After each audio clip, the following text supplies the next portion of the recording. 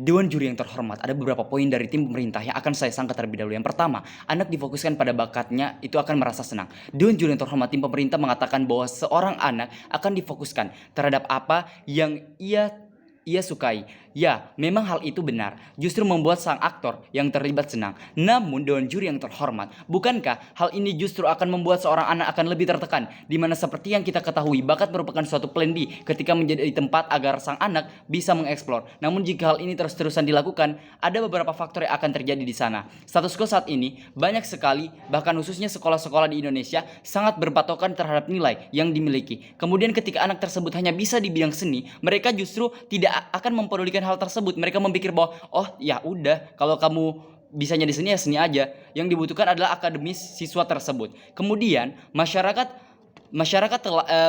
lelah dengan kegiatan rasional dan membutuhkan hiburan, misalnya seperti seni dan lain sebagainya. Ya, memang salah satu sarana hiburan itu seni. Namun dewan juri yang terhormat, kami dari tim oposisi merasa bahwa masih sangat banyak opsi hiburan selain seni yang selalu diglorifikasi oleh tim pemerintah. Misalnya yang pertama, melakukan trip ke tempat-tempat wisata yang dimana jauh lebih murah untuk tiket masuknya dibandingkan menonton konser K-pop yang harganya relatif tinggi hanya untuk kepuasan hiburan seni semata. Kemudian dan juga terhormat, ketika kita membeli konser tiket para idola-idola atau aktor-aktor dari luar, justru itu akan membuat ekonomi dari negaranya itu lebih tinggi di bidang industri musik. Bukankah kita justru lebih senang untuk membuat ekonomi negara kita maju dengan kita hanya pergi ke tempat-tempat wisata yang lebih murah dan juga lebih enak untuk dipandang dan memuaskan hati kita juga, Dewan Juri yang terhormat.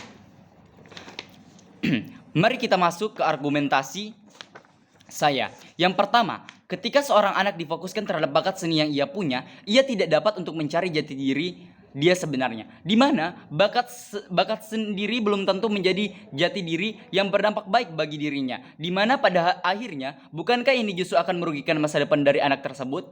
Ada beberapa poin yang perlu dipertimbangkan. Yang pertama, biaya dalam mengembangkan bakat. Suatu anak itu apabila di bidang seni justru relatif tinggi, di mana harus mengeluarkan beberapa uang untuk training dan kursus dan sebagainya. Ya, emang benar yang dikatakan oleh tim pemerintah bahwa banyak sekali perlombaan-perlombaan yang diadakan untuk anak-anak yang memiliki talenta seni. Namun dewan juri yang terhormat, dengan adanya namun kita juga harus memperhatikan, tentunya orang-orang yang mengikuti lomba seni sudah melakukan persiapan yang matang dengan melakukan kursus dan lain sebagainya. Dan hal ini justru akan menutup kemungkinan kemenangan dari seorang anak yang tidak memiliki biaya untuk mengembangkan potensi tersebut, seperti dia ikut kursus, misalnya kursus menyanyi atau kursus seni komedi dan lain sebagainya. Kemudian Dewan Juri terhormat, poin kedua yang harus kita perhatikan yaitu seperti yang kita ketahui bahwa semakin hari seni semakin modern, sehingga hal ini juga dibutuhkan ketelitian dalam berkecimpung dalam seni tersebut.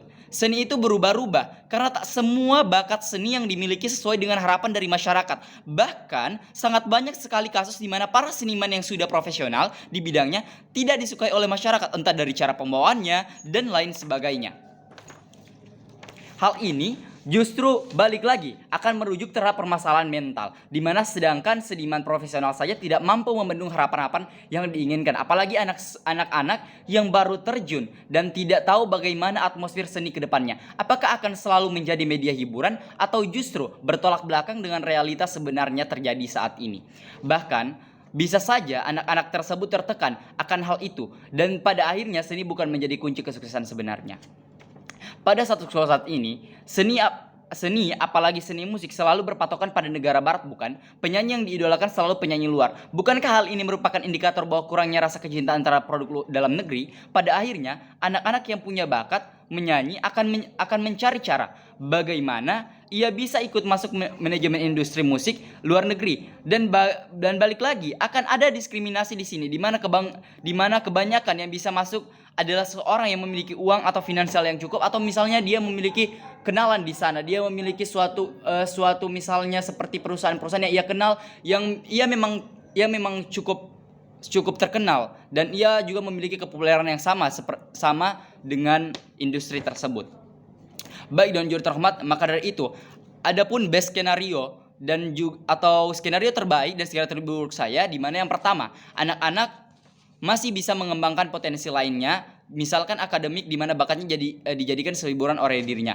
Di mana Don Juan Torvalds seperti yang kita ketahui bahwa seorang anak itu tidak boleh dipatokan untuk terus berbakat di bidangnya sendiri, tapi dia juga harus kita potensikan di mana ia bisa untuk segala bentuk akademik, walaupun dia mempunyai bakat itu sebagai sarana agar dia dapat terhibur. Misalnya sekali seminggu ia dapat melakukan bakat tersebut dan ia merasa bahwa oh ternyata dengan saya melakukan bakat ini otak saya itu lebih terbarui, dan dimana dengan adanya suatu akademik yang lebih baik pada anak tersebut justru akan membuat ketika ia tidak terjun di dunia seni, ia masih ada plan ke depannya, masih ada banyak sekali yang akan dia dapat, akan dia capai kesuksesannya.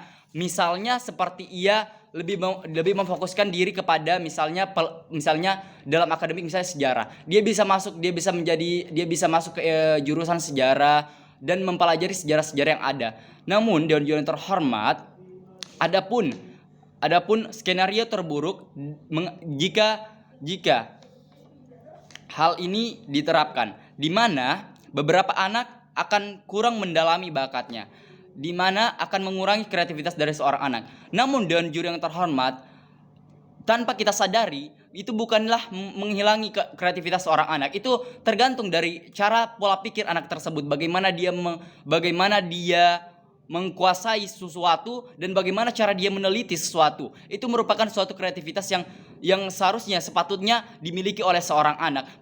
Kreativitas bukan hanya memfokuskan diri pada suatu bakat yang ia miliki, tapi kreativitas juga justru berpatokan pada bagaimana cara ia meneliti, bagaimana cara ia mencari berbagai informasi tentang hal-hal baru. Itu juga termasuk dalam kreativitas, bukan Don Juan terhormat. Maka dari itu saya sebagai tim oposisi sangat bangga berada di sini.